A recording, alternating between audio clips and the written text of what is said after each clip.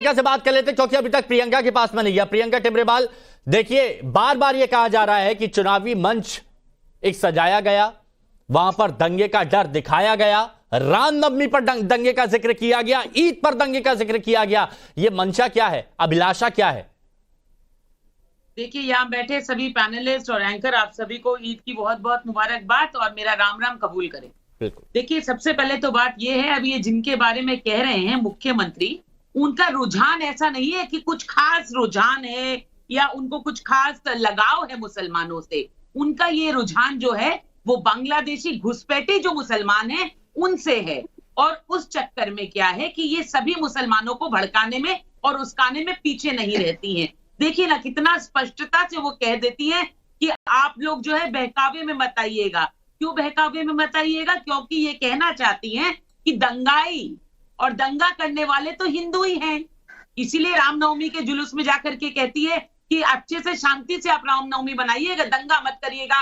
अगर आज उनकी औकात थी, हैसियत थी, तो क्यों नहीं रेड रोड में कहा कि आप लोग दंगा मत करिएगा?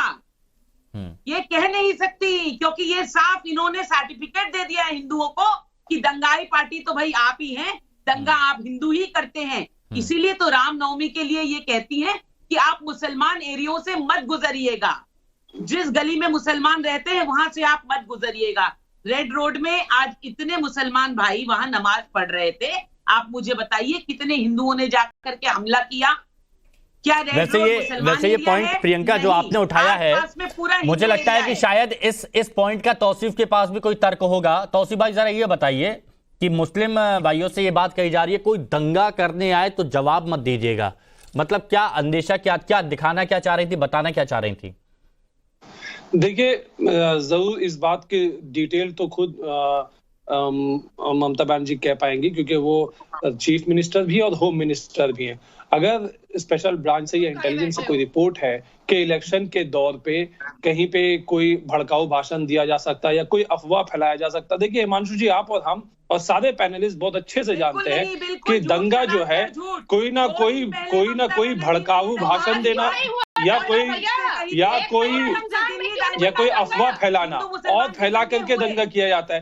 तो इसलिए जब वो मुसलमानों को संबोधित कर रहे थे तो उन्होंने कहा ये आप साइड में थोड़ा सा बच के निकलने की कोशिश करें। लेकिन तौसीफ भाई, प्रियंका टिमरेवाल ने बहुत सीधा सा यहां पर सवाल पूछा कि यहां पर इस मंच से जब मुस्लिम भाई सब लोग वहां पर थे, नीचे थे, सभा में बैठे थे, उन्होंने कहा वो दंगा करने आएंगे, आप लोग मत करना। मतलब वो कौन?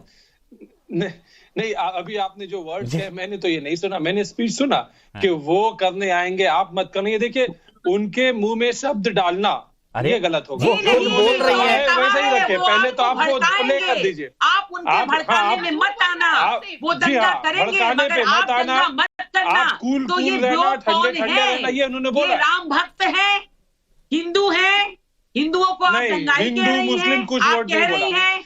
ममता बनर्जी के शब्दों में कहीं पे उन्होंने हिंदू ना कहा ना मुसलमान का, ये प्रियंका जी आप कह रही हैं कि राम को मैं भी मानती हूँ, उन्होंने कहा ये ममता बनर्जी के शब्द हैं कि राम को मैं भी मानती हूँ, लेकिन राम के नाम पे उछल कूद मत करिएगा, दंगा मत करिएगा। आज उन्होंने जो राम को मानते हैं वो दंगा करते हैं, जो राम को मानते हैं वो दंगा करते हैं। ना हिंदू का वर्ड का इस्तेमाल किया ना मुस्लिम वर्ड इस्तेमाल किया। प्रियंका जी, ये वर्ड आप इस्तेमाल कर रही है। नहीं, बिल्कुल नहीं। तौसीफ में क्या निकलवा के कहीं पे भी ममता बनर्जी ने हिंदू वर्ड नहीं बोला। डिबेट में आपको उसकी स्पीच सुनवाऊं? सुनिए, सिंपल सी बात, झूठ बोल करके कोई फायदा नहीं होगा।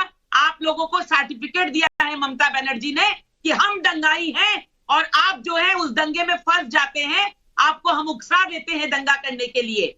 ये स्पीच उन्होंने 2 दिन पहले भी एक मंच से दी, नतीजा क्या हुआ? अभिषेक बनर्जी के डायमंड हार्बर में दंगा हुआ और ये दंगा स्पॉन्सर्ड है। अभिषेक बनर्जी करवाते हैं इस तरह के दंगे ताकि हिंदू मुसलमान में नफरत की आग जलती रहे और उसका फायदा वो उठाएं। कोर्ट तो आप ही का है, कोर्ट तो आपका भी है ना, जितना दूसरे पार्टी का है उतना आपका पार्टी का भी है। और अब तो जज भी रिजाइन करके बीजेपी ज्वाइन करते हैं। दी गई इंक्वायरी, अब तो जज भी रिजाइन करके बीजेपी का टिकट पे, लेकिन कोर्ट ने कर दिया ना मेरे मामले में जज भी रिजाइन करके मुफ्ती मंजूर जी साहब, आप जाइए, आप कोर्ट बिल्कुल जाइए।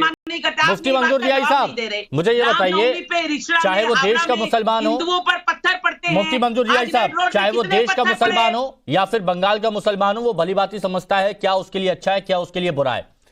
लेकिन जब इस तरह की बयानबाजी की जाती है तो क्या वो इस बयानबाजी में बह जाता है?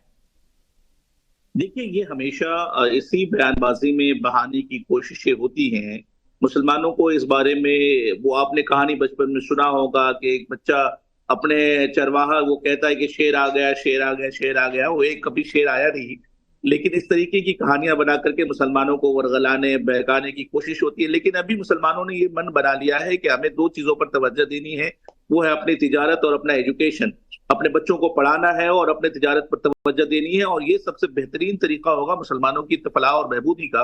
क्योंकि बंगाल के मुसलमानों की आदत, हमारे तौसीफ भाई भी बताएंगे कि वो जिस इलाके और जिस मोहल्ले में रहते हैं, आज से 25 साल पहले भी वो मोहल्ला वैसा ही होगा और आज भी वैसा ही है। तो मतलब आप कह रहे हैं कि ममता बनर्जी ने कुछ नहीं किया, ऐसा कह रहे हैं बनी है? तो मुफ्ती साहब, आज ईद की मुबारक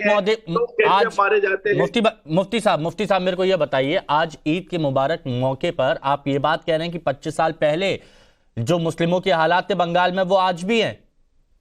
नहीं, सिर्फ मुसलमानों के ही नहीं, पूरे बंगाल के हालात की बात मैं कर रहा हूँ। सिर्फ मुसलमानों की हालत और से बदतर ही है, लेकिन पूरे बंगाल की हालत में कोई इंफ्रास्ट्रक्चर में कोई भी तब्दीली नहीं आई है। वहां के लोगों को ना कोई काम मिला है, ना ही कुछ एम्पावरमेंट हुआ है, ना ही वहां के बच्चों के स्कूल में कोई अच्छाई देखने को मिली है। ऐसी सूरत हाल में हम उम्मीद किस बात की करें कि 12 साल से आप सत्ता में बैठी हैं, तो आपको वहां के लोगों का ख्याल रखना होगा। अगर आप सेवैयां खाने के लिए जाती हैं, वहां पर अच्छे मीठे मीठे बोल बोलती हैं, तो वहां के लोगों के फ्यूचर के बारे में भी सोचना होगा। खाली खिलाने पिलाने से नहीं होगा। आप ये कहते हैं हम सिक्योरिटी देते हैं, हम आपको सपोर्ट करते हैं, क्या सपोर्ट है जब हमारे फ्यूचर के साथ खेल जाते हैं आप हमारे फ्यूचर के साथ खेलते हैं। हमारे बच्चों के एजुकेशन सही से नहीं हो पा रहे, हमारे बच्चों का मुस्तकबिल खराब हो रहा है, हमारा इंफ्रास्ट्रक्चर, हमारे इलाके नहीं बन पा रहे, बिल्डिंगें गिर रही हैं, वहां पे लोग मर रहे हैं। ऐसे हालात में भी आप ऐसे प्रमोटरों को आप आगे बढ़ाते हैं जो बिल्डिंगें बहुत ही ऊंची कीमतें लेते हैं और पैसे ऐसे लेते हैं कि आपको ना पूछे। नाजिया एक बात यहाँ स्पष्ट होती है कि देश का मुसलमान हो या बंगाल का मुसलमान हो, वो ये चाहता है कि उनसे दंगे की बात ना की जाए, उनकी एजुकेशन की बात की जाए, उनके रोजगार की बात की जाए, लेकिन ऐसा होता नहीं है। मैं हिमांशु जी अभी पश्चिम बंगाल में ही बैठी हुई हूँ। मेरी ईद तो खत्म कर दिया इमाम साहब ने। मैं तो ईद मनाई नहीं, नमाज भी नहीं पढ़ी। मंच पर जो जावेद अहमद खान बैठा था, खड़ा हुआ था खिलाफत कमेटी का सरबराह, उसका बेटा सबसे बड़ा इलीगल कंस्ट्रक्शन का मालिक है। आप तोपसिया और उसके कॉन्स्टिट्यूएंसी में जाइएगा, पूरी कॉन्स्टिट्यूएंसी में लाखों इलीगल कंस्ट्रक्शन है। इलीगल डेवलपर वो पैदा करता है फैज अहमद खान। इलीगल डेवलपर, मैं ऑन एयर कह रही हूँ कि इलीगल डेवलपर वो पैदा करता है। 7 बड़े केसेस जावेद अहमद खान खिलाफत कमेटी पर मैंने हाई कोर्ट में लगा करके रखा है, और बेशरम की तरह ईद की नमाज में जा रहा है, लेकिन कोर्ट एक दिन भी नहीं आता है। कितना बड़ा दोनों बाप बेटा बेशरम है कि एक दिन भी कोर्ट नहीं आता है, नोटिस पहुंचता है लेकिन कोर्ट नहीं आता है। पश्चिम बंगाल में ममता बनर्जी ने मुसलमान ये क्या, हाँ, पश्चिम बंगाल की बात बताइए, क्या यहाँ पर वाकई शिक्षा से दूर रखा गया? गली गली में हलाला सेंटर है, गली गली में तलाक का सेंटर है, सारे मौलवी मुल्ला ने हलाला और तलाक का सेंटर खोल करके रखा है। सब इलीगल कंस्ट्रक्शन में मुब्तला है।